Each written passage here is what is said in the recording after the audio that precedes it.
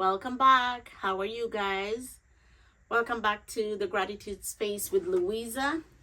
Today is Sunday. How was your Sunday? How did it go? How was everything this Sunday? For me, it was great. The weather plummeted again. It was gloomy, really gloomy, and a lot of rain. And we were expecting more rain this week.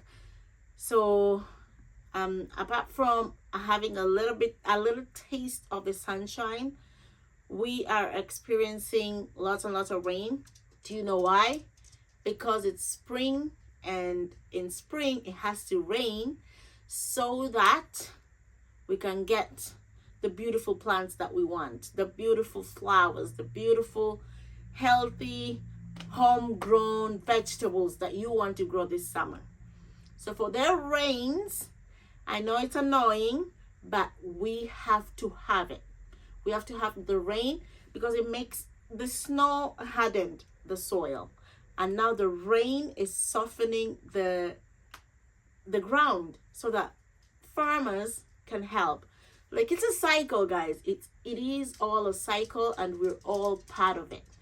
It's also for, the rain is also for softening the lakes and the oceans where everything was freezing. We had frozen lakes.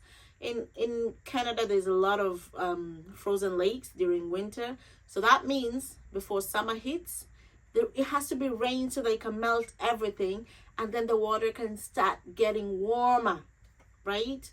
So everything is a cycle, and we welcome it, even if it's annoying. However much annoying it is, we have to welcome it. And I am embracing the weather as it comes, because what else? Most of the years I've been saying, oh my God, I hate the rain. I don't like spring. My goodness, we just need to dive into winter to summer and forget about the rains and all the little cold that we get. We just need heat and heat. But we forget that there's a process to everything. Even the seasons have a process. To get to summer, we have to get to spring, so that spring can summer. To get to fall, the one that everybody loves. I'm in love with summer. I'm just a lover of summer. So to those who love fall that much, I'm sorry. I take summer. So before we get to the fall that you love, we have to go through the probable heat of summer so that it can burn the leaves, and then you can get the color that you want during fall for the leaves, and the leaves can start falling. That welcomes winter. So it is a process. However it comes, we accept it. Today I went to church. I just got back like a few hours ago. Well, minutes. And church was great. And church today reminded me of something important, like really important. The verse today was like speaking directly to me. They were saying that we need to trust. It is very hard to trust, not even yourself, to trust God.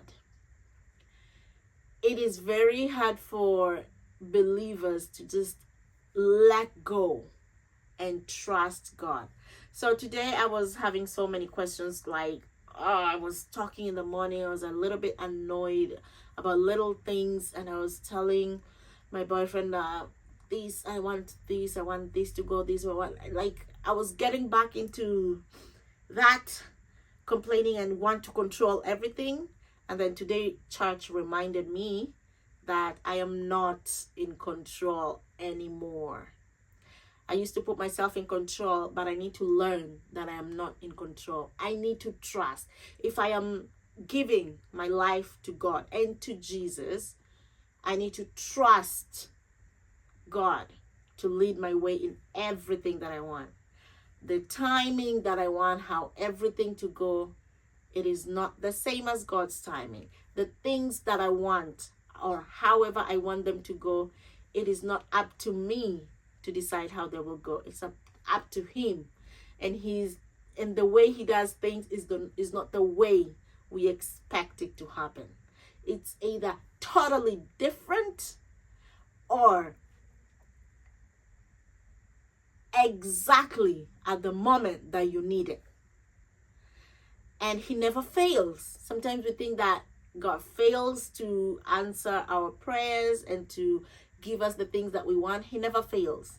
He might not give you at that whatever exactly that you need, but there's always a redirection to something better or something counteracting that, so that you know he is the one who did that, and you did not need it the way you wanted it. You got it even better. So today I understood that I need to really trust, and I need to let go and trust in God. Because every time we want something, we want so many things. We want the wants. We want so many things, but we forget it is not up to us. It's not up to me or for whatever I want. It is up to God to give it all to me. And I need to trust him. Trust and obey his word. Trust and obey. Because there's no other way. Because for me to be happy in Jesus, I have to trust him and obey him. The verse today was talking about when Jesus died, and then he promised the disciples that he will come back. The disciples thought that he will just appear from nowhere, like tomorrow, like in the evening, he will appear. So the disciples were waiting, and they're like, maybe it's today evening. They waited, and then the second day, he's not there. And then the third day, they couldn't see him. And they're like, where did he go? We thought we trusted him he was the Son of God, and he came here to save us and to show us the miracles. But God had different plans, and he had to go another route so that we can know that he is God, and he gives us exactly what we need at the exact moment. So when they were going to give up, Jesus decided to appear. Well, he disappeared from the tomb, and everybody was there like, he's not there. He's risen. He's gone. Whatever. Whenever he was gone, they thought he just left without saying goodbye and all that. But he was there in a different form, not the way they expected him to appear. The disciples imagined fireworks and everything to show everybody that he is here. No. God's goal for Jesus was for him to come and save us so that he can be our personal person. Like personally, it has to happen with you inside. We have to create our own heaven inside us. Jesus is the doorway to our hearts, to open the door for us. So today I was listening to the word, and I was like, yeah, I need to give God all the trust, because he is in me, and he knows he is in me, and he knows all the things that I want.